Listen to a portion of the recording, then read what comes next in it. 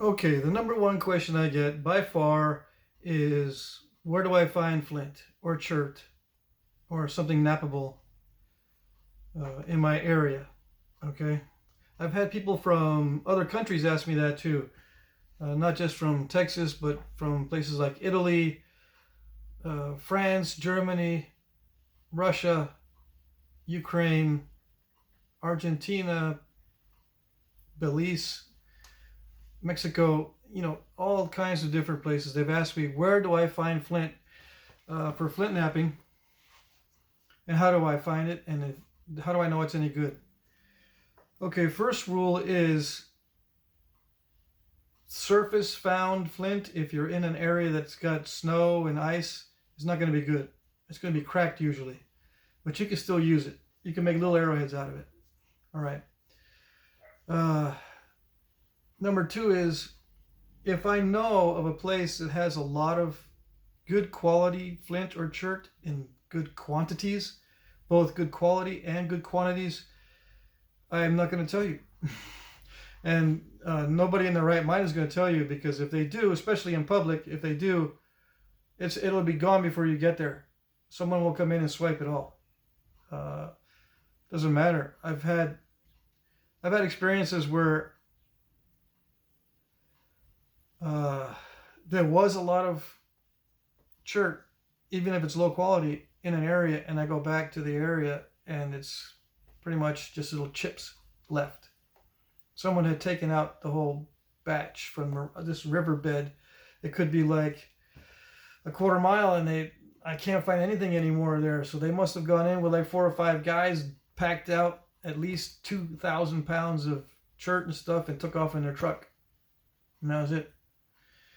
So we're not going to tell you where to find large quantities and good quality for a reason. It's because it'll be gone.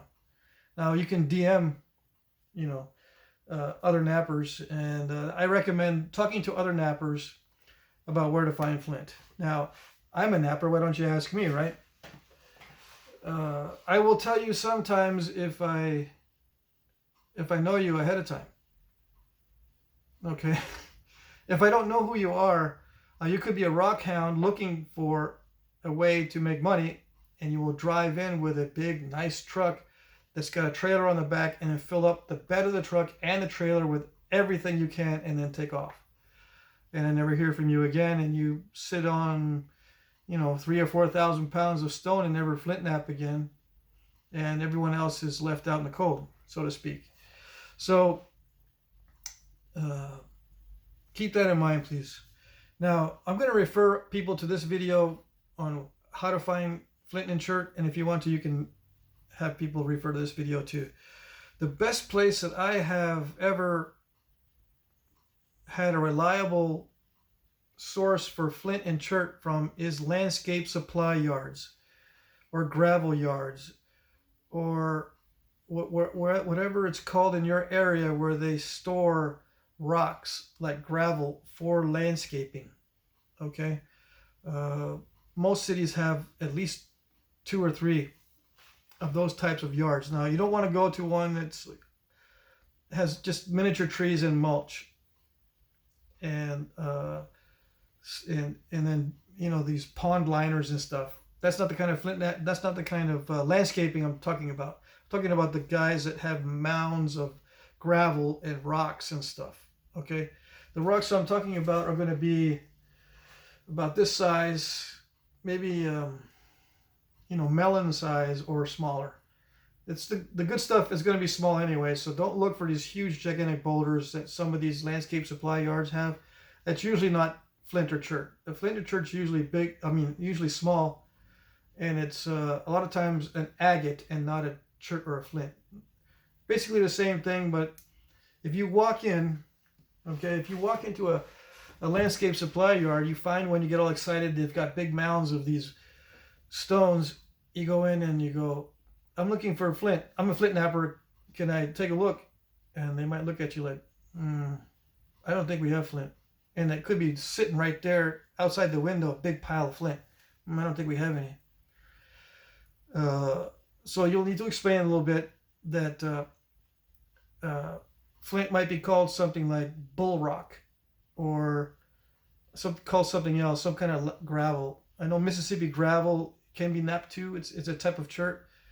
I'm not sure what they call that locally, but in Texas, the kind of knappable gravel we have is called bull rock, Bull rock, bull rock, or bull gravel. And the landscape guy is not going to know what it is unless you say, I'm looking for bull gravel. I'm a flint napper and I make arrowheads and stuff out of flint. Can I take a look? And they'll say, yeah. Once they know what you're talking about, they'll go, sure. Otherwise, if they don't know what you're talking about, just ask, please, can I go and take a look and see if there's something I can use? I might buy a bucket or two. How much is your bucket? And they'll say maybe 10 or 15 bucks for an 80-pound bucket or whatever. In my experience, that was the cost. It could be more or less in your area.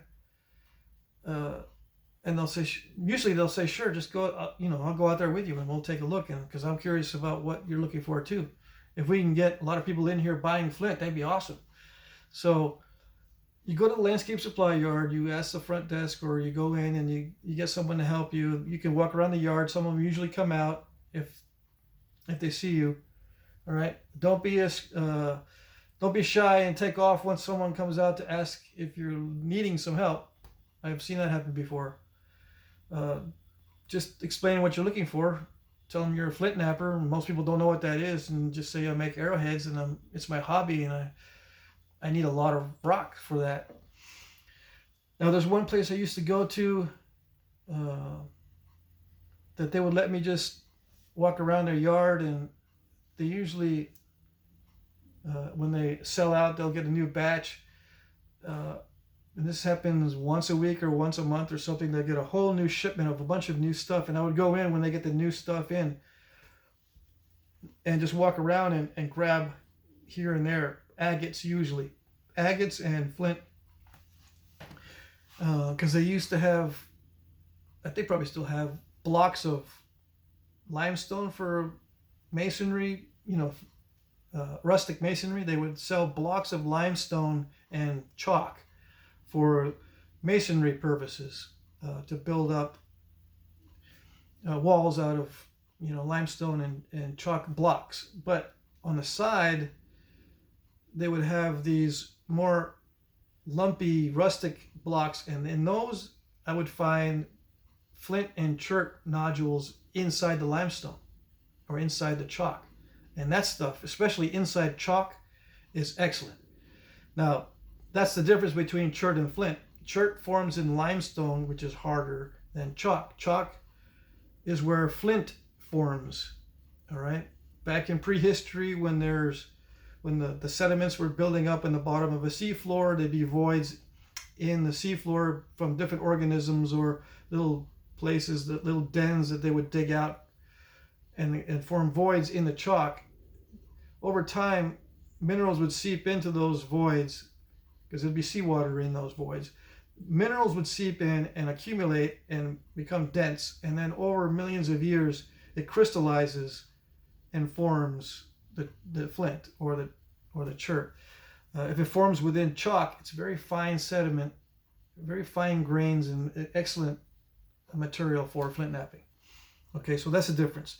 Flint forms in chalk and chert forms within limestone. Okay.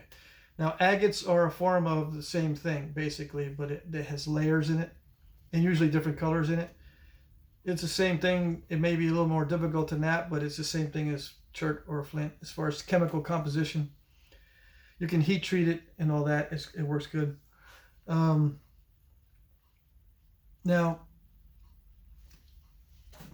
another place you could find, of course, chert and flint is online. You can buy it from online sellers. Now, I recommend you do that if you can't find anything locally, or if you go to your landscape supply yards and they have nothing but useless stuff, buy it online. It's cheaper than driving around looking for it. Now, if you're retired and you have time and money and you enjoy the scenery and you've got rocks in your area that might be flint nappable, then by all means, go and look.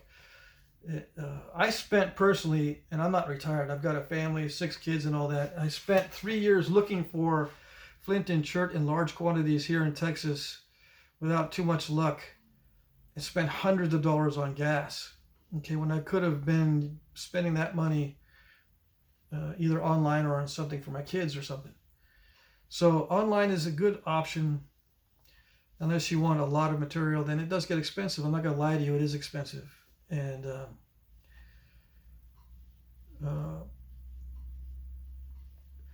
the only other option I could think of for large quantities is other flint knappers. Now, I'm a flint knapper, so, why don't you ask me for some? That's usually the first thing that happens. I can't really supply you with much. I used to send out little boxes of waste flakes, and I still have some waste flakes, but I'm actually getting low on my waste flakes because I've shared it out. People have come to visit me that I know that have picked up rocks from me for my supply, and my supply is dwindling, which is good. I don't want to have a bunch of stuff in my yard, but other flint knappers have more resources. They know people that own properties and ranches and stuff that have vast quantities of chert and flint that will share it with you, or you can collect waste flakes from a group of knappers. So if I haven't said this already, a group of knappers is the best source for large quantities of high-grade flint, but you might end up only getting waste flakes, but that's fine. As a beginner, you know that's you would kill for that kind of stuff, so it's good. One other option, if you live in an area that has knappable materials and there are dirt roads going through there, like down near riverbeds and into the countryside and around farms and stuff, sometimes you'll find flint on the side of the road. You look and see if there's anything shiny. Like if you see a shiny rock, that might be a cracked nodule that has a flat reflective surface that might be chert or flint. So you stop and get out and you look around and you check it out. I have a couple places that I know of that I can do that. After the graders have gone in and put more dirt in, and after it rains a couple times, on the side of the road, you'll see, or I would see fossils poking out where the rain had kind of eroded away some of the dirt. And I can collect several buckets. I think I collected 4 buckets one day from one road about a mile long, or maybe a little less. Took me a good part of the day to search, stop, search, pick up some rocks, put in buckets, drive some more, stop, search. But it was fruitful, as long as you don't collect after the winter season where it might be all cracked from a freeze-thaw cycle. Try to keep that in mind. Freeze-thaw cycles will ruin surface collected materials every time. All right, so that's an option. I do want to tell you a story about how funny people are. There was one road that I went on. This was just a regular highway, paved highway through a bunch of road cuts and hills. And on the side of the road, between one of the road cuts, there was a big distance, right? And there was a gully that had eroded out naturally. And I saw some shiny material in there. I got out and looked, and sure enough, there was some chert piled up in little blocks inside the gully where it had eroded. So I picked up some chert, and it turned out to be knappable. I went back some months later. It had eroded a little bit more, and I brought a steel pick with me, and I picked out a bunch of the chert, and it worked out pretty good. I did get several, like 2 or 3 buckets full of chert that way. I think I went through the area again. I can't remember if it was a shortcut because I didn't stop.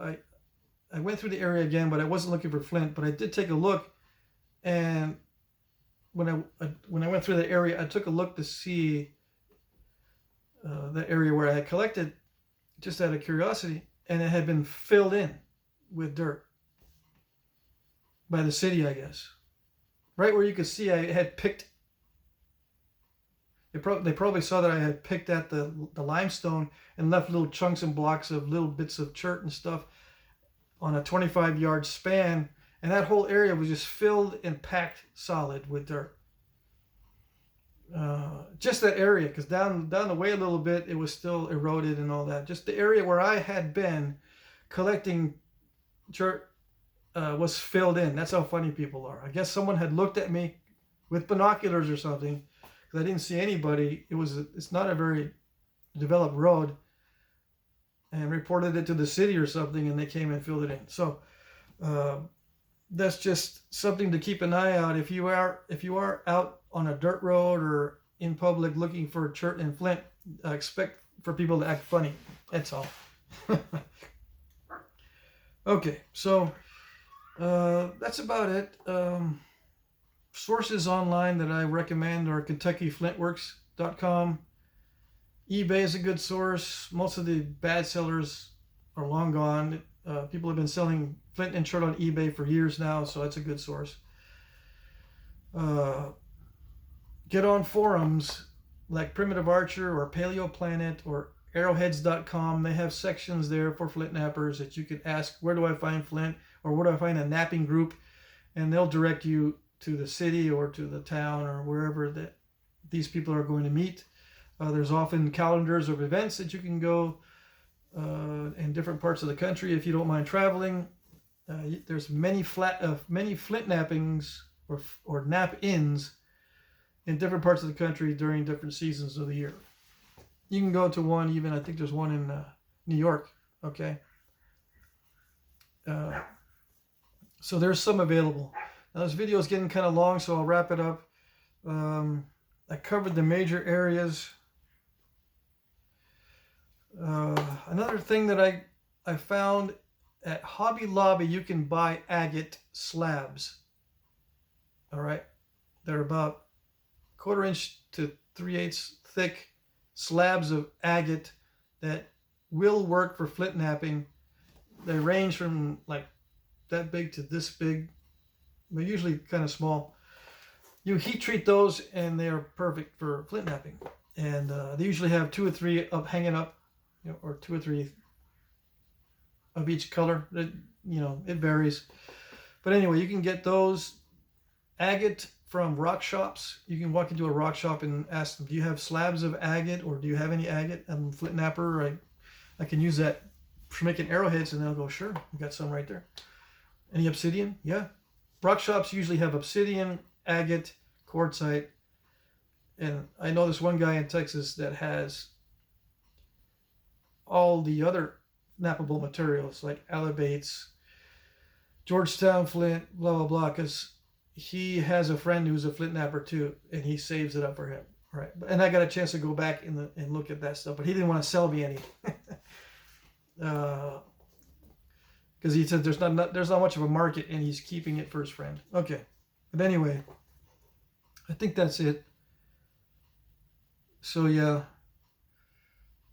I've done a lot of research on different areas of the country and where to find flint, and there are maps, geological maps that show you where there are flint deposits and all that. But and there's some guys, these smart Alex, they will go on Google Maps and look at street level for flint and chert in these areas and stuff, and they think that I've done that too, or they have an idea in their head that, well, if I can look for it that way, that you should have been able to look for it. So where is it in Idaho, and where is it in Arkansas, and where is the flint in North Carolina and all that? I haven't done that kind of research, and even if I did, it's hard to tell. It's very hard to tell if you find quality flint napping materials that way.